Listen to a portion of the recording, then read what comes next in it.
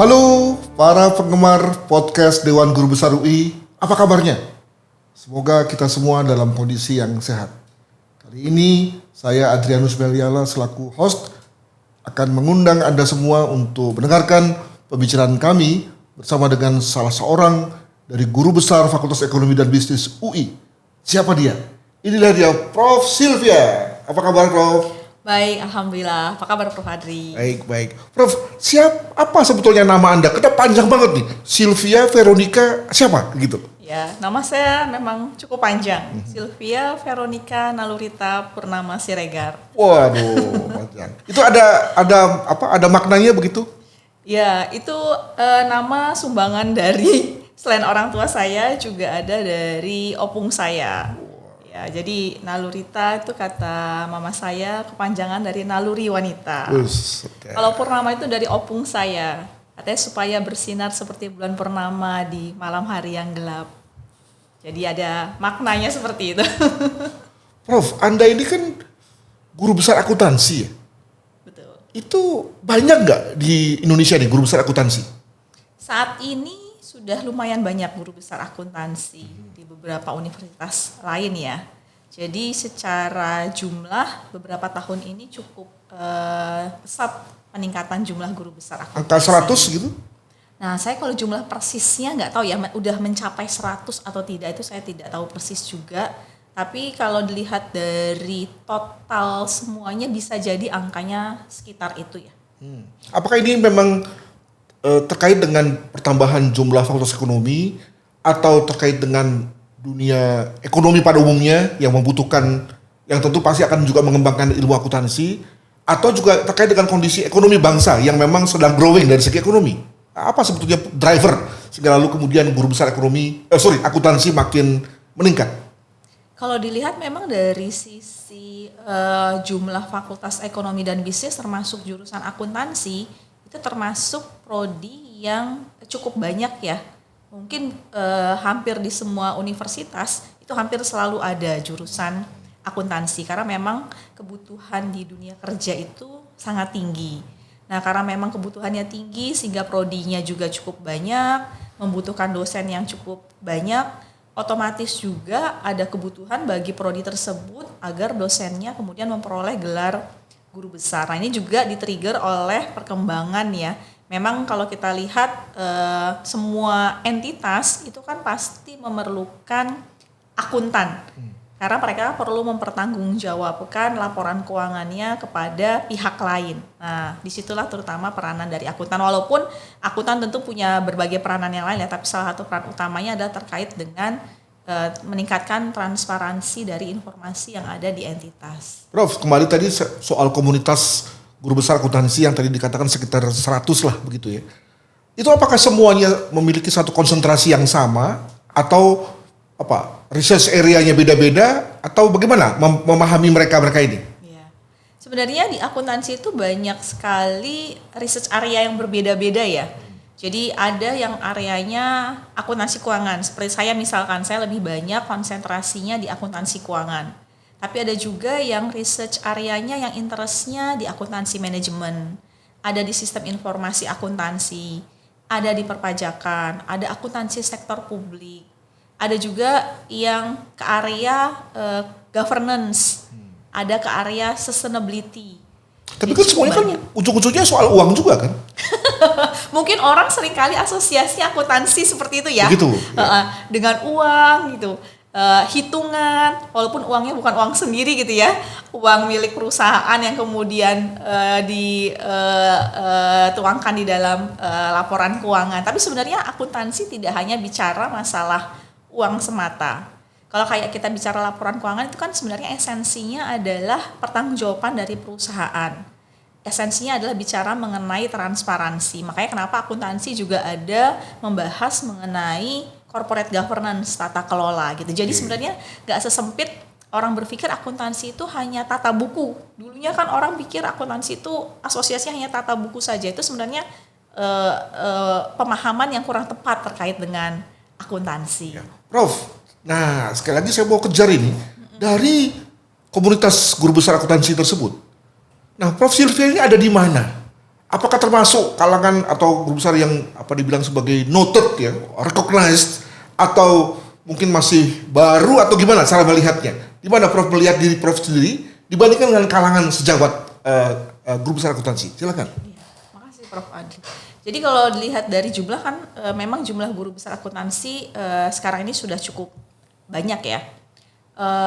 Kalau saya melihat diri saya sendiri, kebetulan saya lulus S3-nya sudah cukup lama. Saya lulus S3 itu tahun 2005. Nah pada saat saya lulus S3 tahun 2005 itu jumlah dosen yang S3, jumlah guru besar itu juga belum terlalu banyak. Saya saat itu tentu belum menjadi guru besar ya. Nah tapi di awal-awal saya lulus S3 itu saya sudah mulai aktif banyak melakukan penelitian. Nah, cukup banyak hasil penelitian saya itu yang kemudian mendapatkan citasi yang cukup tinggi. Jadi kalau dilihat dari citation dari beberapa publikasi saya, itu paling tidak menunjukkan semoga hasil penelitian saya memang punya impact yang cukup besar ya, sehingga cukup banyak yang kemudian melakukan citasi atas hasil penelitian saya. Kemudian saya juga dan beberapa rekan kemudian menulis buku seperti yang ada di ini tebel-tebel nih. Kalau melempar alat mati nih. Wah ya, bisa mungkin perlu dicoba. Ada mengenai akuntansi keuangan, terkait dengan tata kelola, dan buku-buku ini juga cukup banyak dipergunakan oleh mahasiswa maupun dosen di berbagai universitas. Jadi paling tidak saya dan juga beberapa rekan berusaha berkontribusi ya. Jadi bukan hanya berhenti sampai dengan melakukan pengajaran saja, tapi kita juga ingin mendiseminasi apa yang kita miliki dan kita berharap itu punya dampak kepada mahasiswa maupun dosen dan masyarakat lain yang memang membutuhkan informasi tersebut. Itu harus, harus katanya. Prof, sekarang saya mau nanya tentang Prof sendiri dikaitkan dengan komunitas guru besar di FEB UI.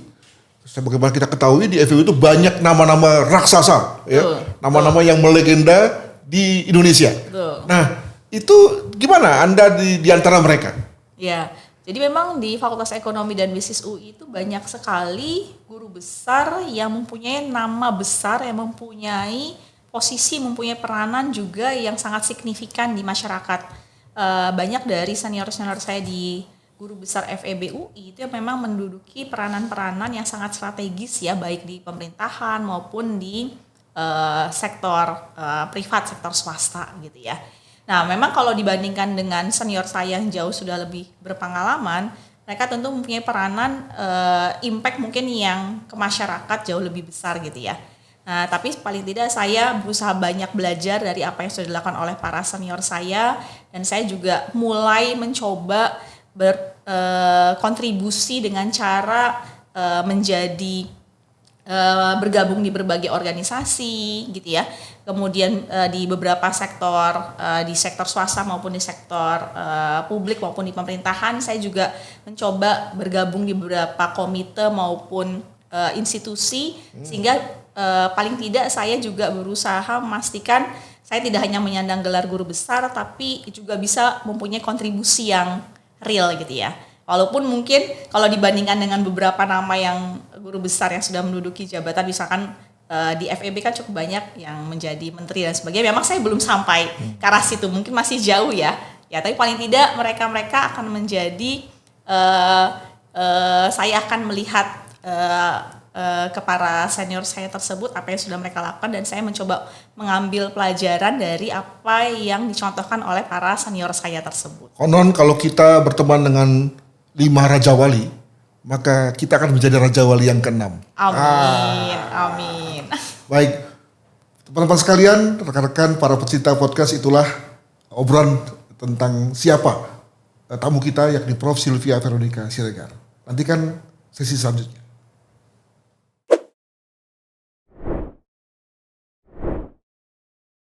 Prof Sylvie, kita pada hari ini adalah kita pada masa lalu. Kita tidak mungkin bisa menjadi hari ini tanpa melalui masa-masa lalu itu. Nah, maka pada sesi ini saya ingin mengajak Prof untuk ngobrol nih tentang keluarga yang membesarkan Prof Sylvie sejak kecil hingga sekarang gitu ya. Apakah memang keluarga Prof. Silvi pada waktu kecil itu memang telah mengarahkan jadi akuntan ya gitu ya. Nah, gimana Prof? Silakan. Ya, makasih. Jadi orang tua saya, papa saya sekarang sudah almarhum. Beliau bukan akuntan, beliau ABRI Angkatan Darat. Wow. Malah nggak kenal akuntansi kali ya? Nggak ada kenal akuntansi. Waktu itu banyak bertugasnya di Kalimantan. Ibu rumah tangga, jadi fokus memang mengurus kita anak-anaknya gitu ya. Jadi nggak ada akuntannya juga. Abang saya 1 tahun di atas saya itu Fakultas Kedokteran UI, bukan akuntan juga. Adik saya cukup jauh di bawah saya, itu sekitar bedanya sekitar 6 tahun, bukan akuntan juga. Dia mengambil sastra Jerman. Ya. Jadi sebenarnya secara keluarga inti itu nggak ada yang akuntan. Nah, kenapa saya bisa kemudian masuk akuntan? Jadi waktu kami dari kecil karena ikut papa tugas di Kalimantan, jadi sekolah TK, SD, SMP itu di Kalimantan. Tapi papa itu sudah punya cita-cita bahwa anak-anaknya harus menempuh pendidikan tinggi itu minimal S1. Dan beliau ingin memastikan kami mendapatkan pendidikan yang terbaik. Oleh karena itu, mulai SMA kami dikirim langsung ke Jakarta untuk masuk SMA-nya ke Jakarta. Jadi waktu itu papa sama mama masih di Kalimantan, tapi kemudian kita dikirim ke sudah mandiri Jakarta. Ya? Ya kebetulan itu udah banyak saudara papa mama banyak di Jakarta. Jadi ya udah kita SMA duluan ke Jakarta, papa mama menyusul karena nggak lama kemudian papa mulai pensiun. Jadi karena udah SMA di Jakarta, papa merasa kesempatan untuk masuk ke perguruan tinggi yang baik akan lebih terbuka kalau kita juga mendapatkan pendidikan SMA-nya di kota yang lebih besar.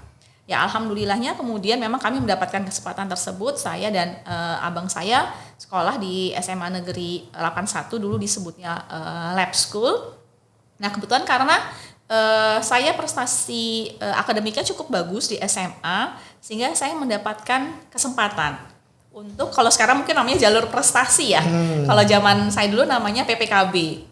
Nah diberikan kesempatan dan hanya bisa milih satu jurusan saja kalau PPKB.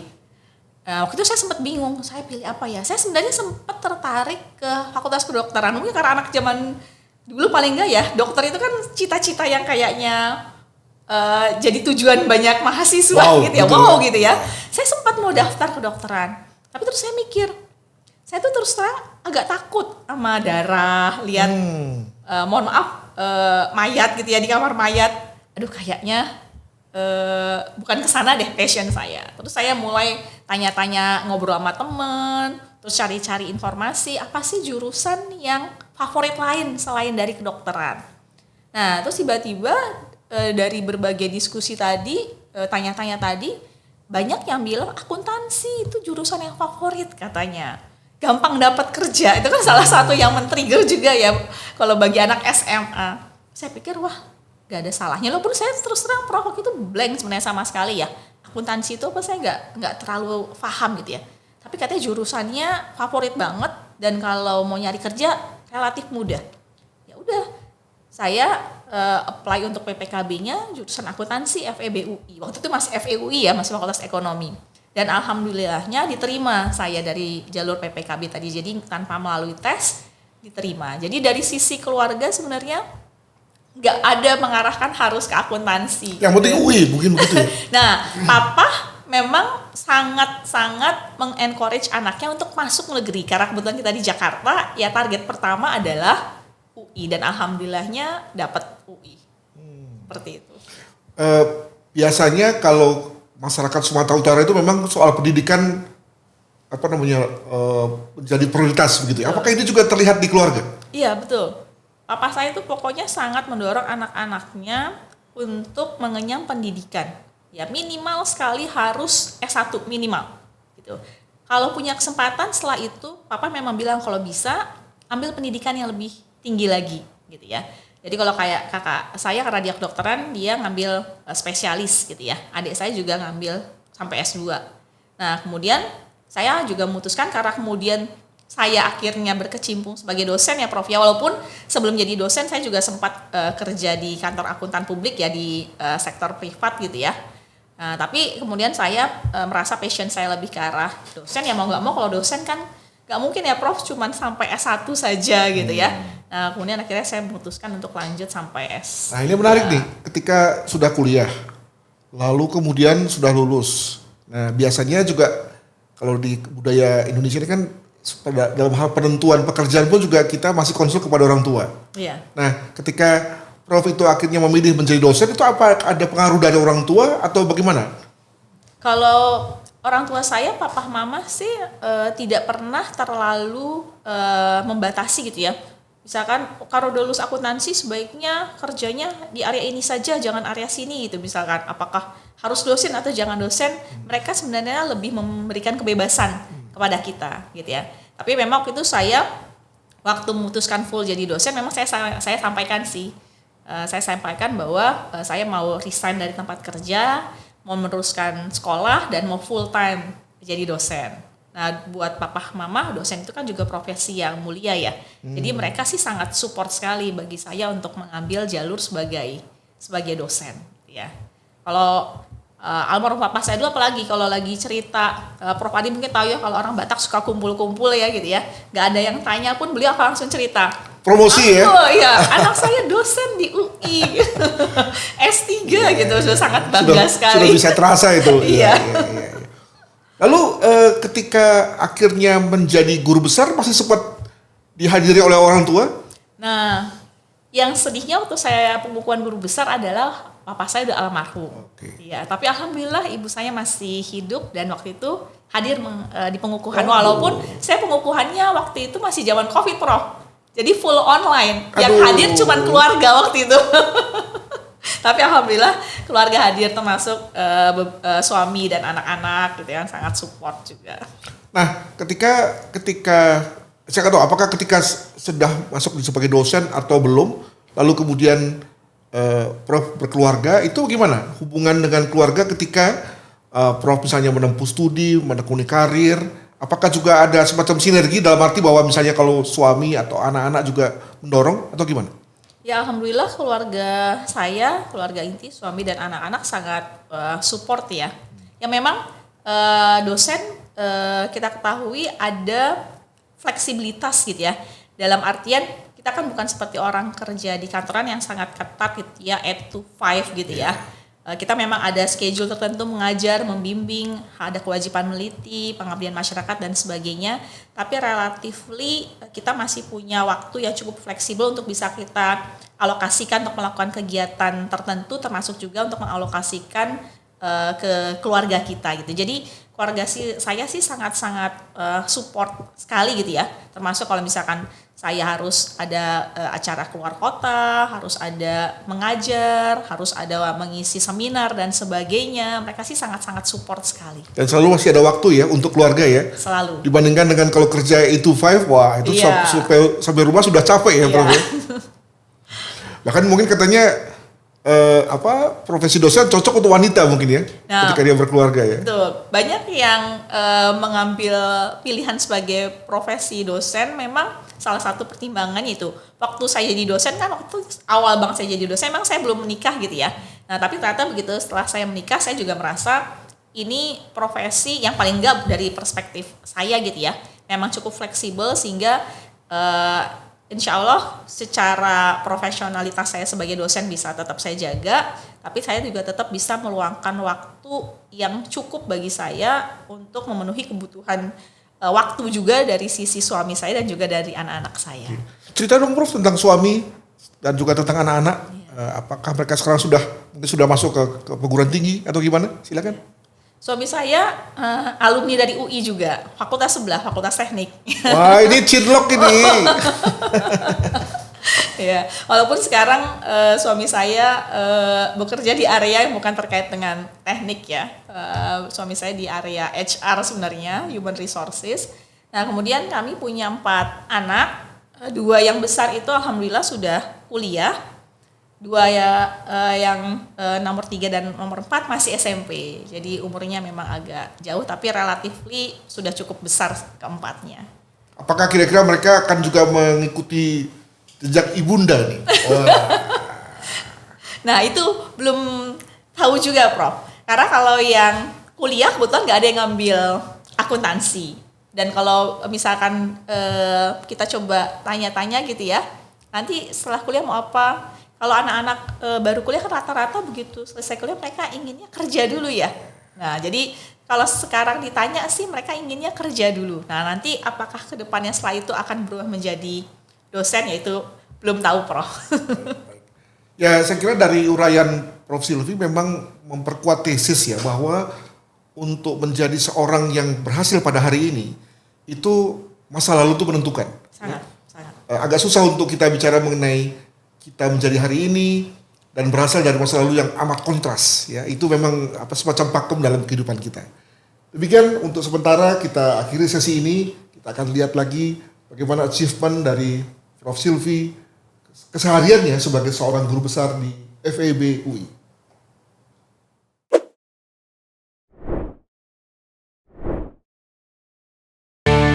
Mari kita lanjutkan perbincangan bersama Prof. Silvia khususnya untuk mengetahui keseharian dia.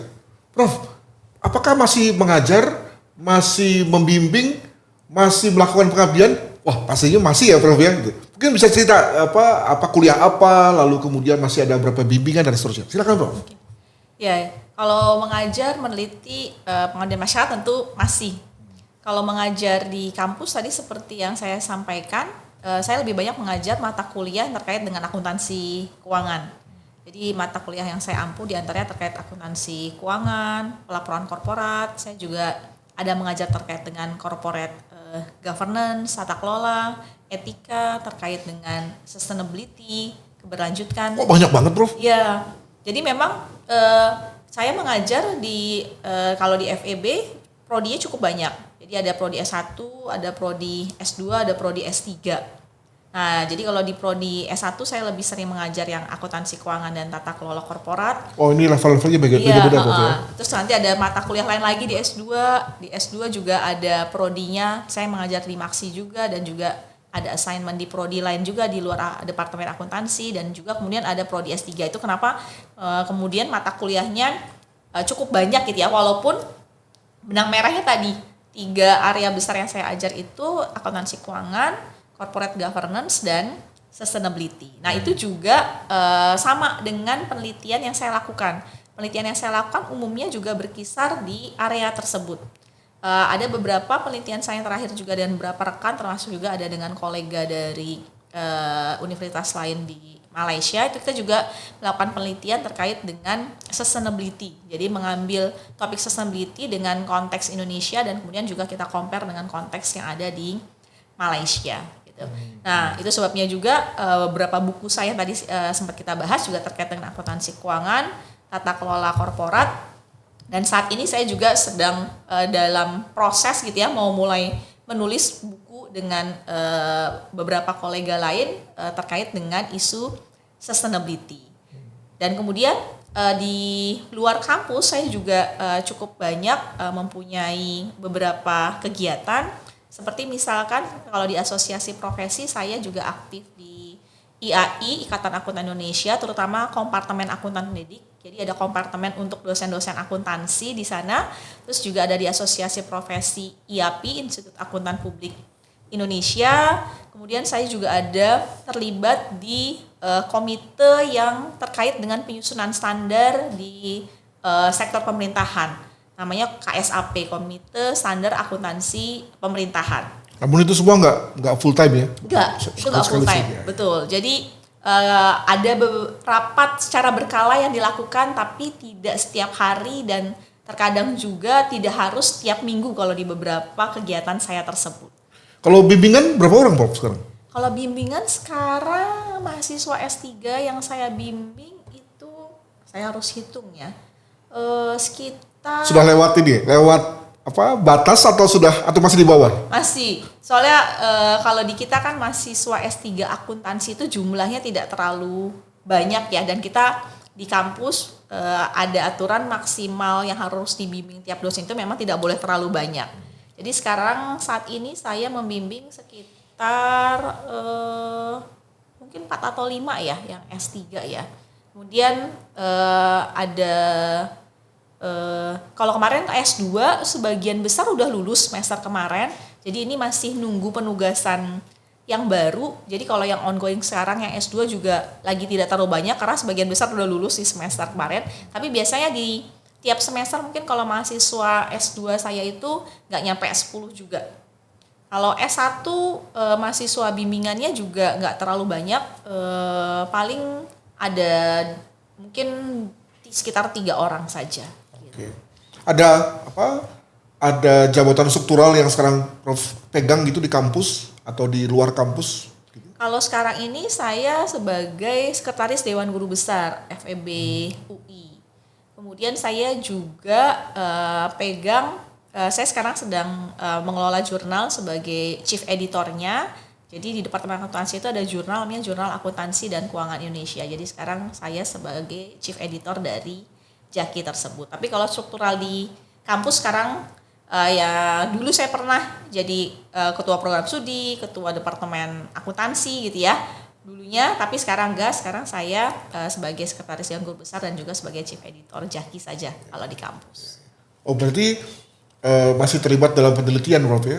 Kalau misalnya dalam rangka kegiatan yang bersifat grant making didanai oleh pihak lain, apakah masih ada grant yang sedang Prof kerjakan begitu? Ada beberapa grant dari UI terutama karena saya juga menjadi salah satu ketua klaster riset di FEB.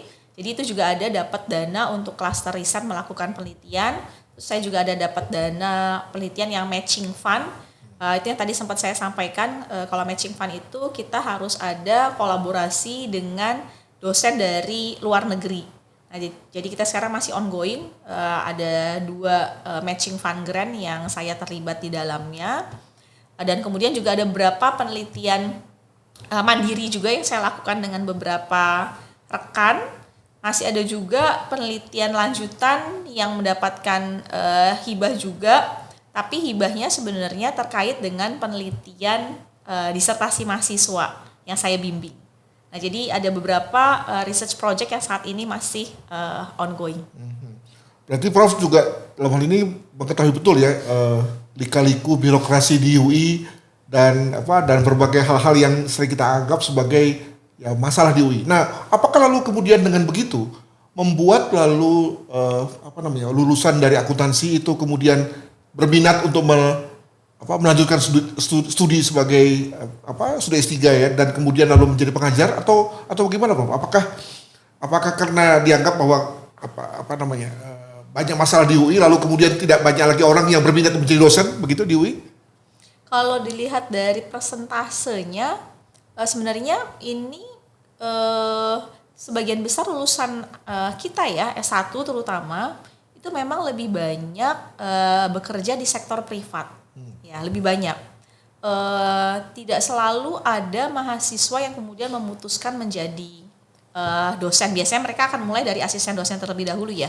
Kalau sebagai asisten dosen awalnya cukup banyak mereka yang tertarik nih menjadi asisten dosen. Tapi biasanya setelah mereka lulus, sebagian dari asisten dosen itu kemudian memilih untuk full time bekerja di sektor privat. Hanya ada beberapa yang kemudian memutuskan setelah mereka mengambil S2 kembali lagi ke kampus untuk full sebagai dosen. Dari sisi persentase sih memang nggak banyak Prof Adri gitu ya. Tapi kalau dilihat dari continuity-nya itu sih kita selalu ada dosen-dosen muda gitu ya yang berminat untuk menjadi full time dosen dan sampai saat ini sih dari sisi jumlah dosen sih insya Allah sih masih memenuhi lah gitu ya. Karena nggak mungkin juga semua jadi dosen gitu kan. Jadi bersedia menjadi dosen dengan segala masalahnya gitu ya Prof? Iya betul. Mereka harusnya sih begitu mereka memutuskan jadi dosen udah tahu lah sisi enaknya jadi dosen, sisi juga tantangannya sebagai dosen gitu. Teman-teman sekalian, itulah tadi percakapan kita dengan Prof Sylvia terkait dengan hari-hari kesibukan sebagai akademisi. Namun jangan kemana-mana karena kita masih akan mendengarkan value, ya, hal-hal baik yang menjadi pemikiran dari Prof Sylvia.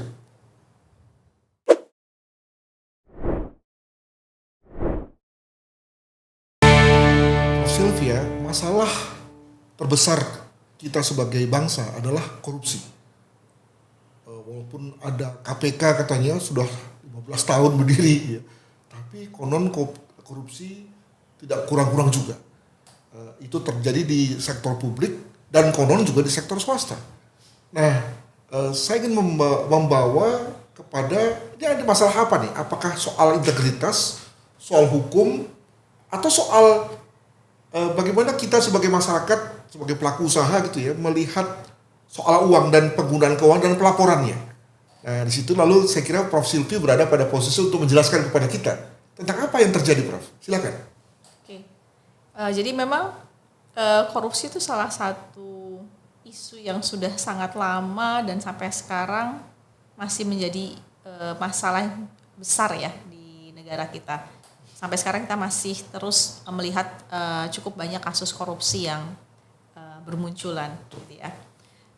Kalau misalkan kita lihat dari Corruption Perception Index, kita juga tiap tahunnya ranking Indonesia relatifly tidak terlalu baik dibandingkan beberapa negara, termasuk juga beberapa negara tetangga kita gitu yang punya ranking jauh lebih baik. Jadi itu memang menjadi isu yang sangat besar. Tadi saya sepakat dengan yang disampaikan oleh Prof. Adrianus, tentu itu ada masalah integritas juga gitu ya. Dan kalau kita bicara integritas itu bukan sesuatu yang bisa dengan sangat mudah kemudian langsung kita ubah, kita perbaiki gitu ya. Karena itu memerlukan proses tentu ya untuk memperbaiki integritas dari berbagai pihak gitu ya. Nah, tapi tentunya juga ada peranan dari law enforcement, itu tentu juga sangat penting. Nah, kalau saya, karena saya memang backgroundnya accounting, saya melihat akuntansi itu punya peranan yang juga sangat penting gitu ya untuk membantu menekan kasus-kasus korupsi. Karena kalau kita bicara akuntansi itu sangat menekankan pada pentingnya transparansi, pada pentingnya akuntabilitas. Kita menekankan juga pada pentingnya perilaku yang beretika. Akuntan itu harus menjunjung tinggi etika. Nah, jadi kalau kita bisa menerapkan praktek akuntansi yang baik, praktek pelaporan keuangan yang baik, itu tentu juga akan punya peranan dalam menekan perilaku-perilaku yang menyimpang terkait dengan pelaporan keuangan. Kita juga bicara kalau akuntansi itu ada audit. Audit itu juga tentu walaupun kita kalau bicara audit ya audit itu jenisnya banyak gitu ya. Tapi dengan melakukan audit secara berkala itu juga akan punya peranan yang sangat penting dalam memastikan informasi yang ada di laporan keuangan tersebut memang mencerminkan informasi yang sesungguhnya. Bahkan ada yang namanya forensik audit gitu ya. Nah, di situ bahkan lebih fokus lagi memang melihat hal-hal yang terkait dengan kemungkinan terjadinya fraud dan sebagainya. Akuntansi bicara juga terkait dengan pentingnya internal kontrol, pengendalian internal. Nah, ini juga bisa mengidentifikasi kemungkinan-kemungkinan peluang-peluang yang mungkin bisa dimanfaatkan oleh berbagai pihak untuk melakukan corruption, untuk melakukan fraud dan sebagainya. Itu bisa ditekan kalau memang entitas baik sektor publik maupun sektor swasta itu menerapkan pengendalian internal yang baik. Nah, itu juga merupakan area yang ada terkait dengan accounting gitu ya. Nah, jadi saya melihat akuntansi juga punya peranan, tentu nggak bisa berdiri sendiri ya. Kita nggak bisa bicara bahwa kalau sistem akuntansinya udah baik, maka semua masalah corruption akan beres, tentu nggak bisa ya. Prof, ketika fraud itu berada pada level teknikal, ya saya pakai istilah teknikal dalam arti misalnya meningkatkan harga pembelian, itu tinggal kemudian dikaitkan dengan berapa standarnya misalnya. Nah, itu mungkin dengan mudah dapat ditelisik melalui laporan keuangan dan saya kira akuntansi sudah punya toolsnya. Tapi bagaimana kalau fraud itu dimulai dari pembuatan kebijakan, ya, dari sejak seorang direktur atau komisioner dalam Dewan Komisaris itu membuat satu kebijakan yang menguntungkan dirinya. Dan kalau itu dalam konteks publik disebut sebagai korupsi, menguntungkan dan merugikan keuangan negara. Itu kelacak nggak, Prof, oleh dunia akuntansi? Dan kalau memang misalnya kelacak, itu apakah sudah banyak hal-hal tendensi hal seperti itu, Prof? Kalau kita bicara langsung terkait dengan laporan keuangan, memang laporan keuangan itu akan merekod transaksi-transaksi yang dilakukan oleh perusahaan. Kalau misalkan transaksinya real gitu ya, memang sudah terjadi, ada bukti-bukti yang mendukung, dan secara aturan memang pengeluaran itu legit gitu ya, secara aturan internal perusahaan itu tidak melanggar dan sebagainya, otomatis itu akan masuk ke dalam laporan keuangan dan itu tidak melanggar standar yang ada gitu ya. Nah, tapi memang akuntansi itu kalau kita bicara dari sisi laporan keuangannya. Nah, tapi behind that sebenarnya akuntansi itu kan juga bicara tadi ya mengenai praktek yang beretika gitu. Nah, jadi harusnya kita tidak hanya melihat ujungnya saja, oh ini karena memang didukung dengan bukti pengeluaran dan sebagainya, maka kemudian oke, masuk ke dalam laporan keuangan. Tapi mestinya juga kita melihat jauh lagi ke belakangnya. Ini sebenarnya pengeluaran ini justifikasinya apa ya? Didasari misalkan tadi contohnya seperti yang Pak Prof Adri sampaikan gitu ya. Jangan-jangan ini didasari dengan aturan yang sebenarnya dibuat untuk menguntungkan kepentingan pribadi dari pihak-pihak tertentu. Nah, makanya kenapa tadi saya sampaikan akuntansi itu juga bicara mengenai corporate governance. Karena kalau kita bicara tata kelola, kita juga bicara mengenai sistem yang ada di perusahaan, check and balances-nya. Ini merugikan pihak tertentu dan menguntungkan pihak yang lain atau enggak. Nah, itu sebenarnya juga masuk ke dalam areanya akuntansi gitu. Oke. Oh ya, jadi sebenarnya itu juga harus menjadi perhatian gitu ya dari berbagai pihak. Jadi artinya kalau misalkan direksi sampai mengeluarkan aturan yang menguntungkan mereka tapi merugikan pihak yang lain, itu harusnya fungsi pengawasnya misalkan dari sisi komite audit gitu ya, membantu komisaris, dari sisi komisaris dan sebagainya, itu harusnya punya peranan dalam memastikan hal tersebut tidak terjadi. Prof, sekarang ini kan eranya misalnya apa ya, pro pur ya, pro green, pro blue kalau kita bicara mengenai apa bagaimana meningkatkan laut ya, laut dan potensi laut begitu ya. Nah, jika kemudian lalu hal ini terrefleksi dilihat oleh direksi ya, atau oleh komisaris perusahaan gitu melalui satu kebijakan gitu. Itu lalu apakah juga akan di-capture oleh kebijakan akuntansinya? Apakah juga semacam ada tools atau perhitungan lah gitu sehingga kemudian lalu value dari satu direksi yang mau menerjemahkan yang bersifat pro tadi gitu ya, itu terdukung oleh kebijakan akuntansi. Bagaimana, Prof? Nah, laporan perusahaan itu sebenarnya ada beberapa macam, Prof Adri. Tadi yang sempat kita singgung adalah laporan keuangan. Nah, sebenarnya ada satu lagi laporan yang belakangan ini mulai banyak perusahaan yang menerbitkannya, dan namanya sustainability report, laporan keberlanjutan. Nah, tadi isu-isu yang Prof Adri sampaikan gitu ya, mungkin kita misalkan bilangnya ramah lingkungan, kebijakan ramah lingkungan, mungkin perusahaan melakukan berbagai aktivitas yang peduli terhadap masyarakat dan sebagainya gitu.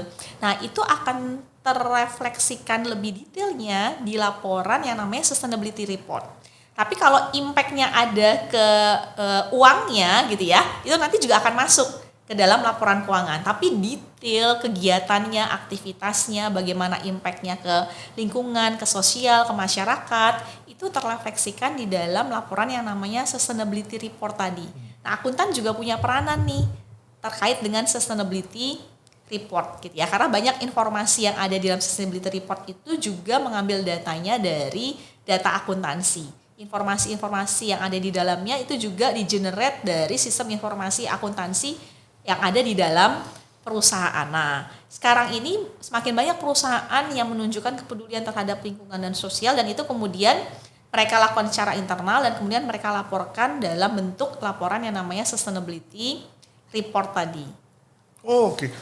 Apakah dalam hal ini akuntansi berada pada posisi menunggu, artinya sekedar memotret dari kinerja perusahaan, atau apakah juga berada pada posisi mengusulkan lebih bersifat proaktif gitu ya, untuk pada awal masa tahun anggaran misalnya mengusulkan kepada atau meminta kepada direksi untuk melakukan hal-hal tertentu sesuai dengan misi yang ditetapkan, atau berada pada posisi memonitoring dan in progress ya terkait dengan kinerja direksi misalnya. Akuntan bisa memainkan berbagai peranan tersebut, Prof. kalau akuntannya di dalam perusahaan gitu ya, dia sebagai akuntan manajemen, dia bisa mengikuti prosesnya bahkan dari awal gitu ya. Terlibat mulai dari proses perencanaannya, anggarannya, sebagainya, dan kemudian kalau dia misalkan posisinya sebagai internal audit, dia juga bisa melakukan monitoring dari kegiatan yang dilakukan perusahaan untuk memastikan berjalan sesuai dengan SOP yang ada dalam perusahaan, dan kemudian dia juga bisa memastikan bahwa pengeluaran-pengeluaran yang terjadi itu kemudian tercermin dengan baik gitu ya, terekord dengan baik masuk ke dalam laporan keuangan gitu ya. Jadi banyak peranan akuntan yang bisa dilakukan terkait dengan isu sustainability tadi. Jadi ketika juga terjadi penyimpangan maka mesti ditelisik ya. Bisa. Ada di mana, pada tahap mana, dan pada saat itu lalu bekerja apa enggak? Apa akuntansi yang harusnya bekerja pada saat itu, gitu Prof? Iya, karena akuntansi juga tadi ya, dia ada merecord gitu ya, dan kemudian nanti dikomunicate, tapi behind that sebenarnya internal di dalam perusahaan, akuntan juga bisa punya banyak peranan tadi, termasuk tadi misalkan, kalau misalkan internal audit itu juga bisa punya peranan gitu ya, memastikan semuanya berjalan on the track gitu ya, tidak ada penyimpangan dan sebagainya. Bahkan akuntan yang dari eksternal misalkan itu juga bisa jadi beberapa perusahaan meminta sustainability reportnya diaudit oleh pihak eksternal. Okay. Nah, akuntan kalau dia sebagai pihak eksternal gitu ya, menyediakan jasa assurance atas sustainability report tadi, dia juga bisa punya peranan. Jadi laporan keuangan itu diaudit, sustainability report itu juga bisa diaudit seperti laporan keuangan, walaupun metodenya agak beda ya Prof, tapi intinya adalah untuk memastikan informasi yang ada di sustainability report itu bisa dipertanggungjawabkan. Apakah yang tadi Prof katakan ini juga berlaku di sektor publik Prof? Artinya tidak hanya di swasta tapi juga di sektor publik? Kalau akuntansi baik sektor publik memang dan maupun sektor swasta juga tetap ada standar akuntansinya, walaupun memang standar akuntansi sektor publik dan sektor swasta beda ya, tetapi esensinya sama. Kalau di sektor publik laporan keuangannya juga diaudit, sektor swasta juga. Nah, walaupun kalau sustainability report memang saat ini kalau di sektor swasta udah jauh lebih berkembang Prof. Kalau sustainability report di sektor publik di Indonesia ya saat ini baru mulai gitu ya, baru mulai kesadaran untuk go green-nya mungkin udah cukup lama berkembang ya, tapi kemudian untuk dituangkan dalam bentuk pelaporan yang namanya sustainability report itu baru belakangan, itu mulai ada geliat ke arah sana. Kalau di beberapa negara lain itu sudah ada beberapa negara yang kalau kayak di kita Pemdanya gitu ya, Pemdanya sudah menerbitkan sustainability report. Nah ini kalau saya beberapa kali berbicara dengan beberapa rekan dari sektor publik, mereka sudah mulai ada membicarakan ke arah sana. Saya kira ini satu hal yang menarik sekali karena melalui konteks sustainability report ya, di mana berbagai isu-isu makro ya, itu kemudian hendak diejawantahkan oleh entitas publik ataupun swasta. Itu ternyata dikeroyok oleh berbagai disiplin ya. Iya betul. Saya tahunya hanya contoh misalnya para ahli lingkungan ya ketika ngomong soal pro green, demikian juga misalnya para praktisi sosial ya ketika bicara mengenai mendukung mereka-mereka yang terpinggirkan, yang marginal gitu ya. Ternyata ilmu akuntansi juga ikut punya peran dalamnya. Begitu Prof ya? Betul, karena multidisiplin. Apalagi kan terutama semenjak SDGs ya Prof. SDGs itu kan mungkin awalnya orang melihatnya hanya di level makro ya.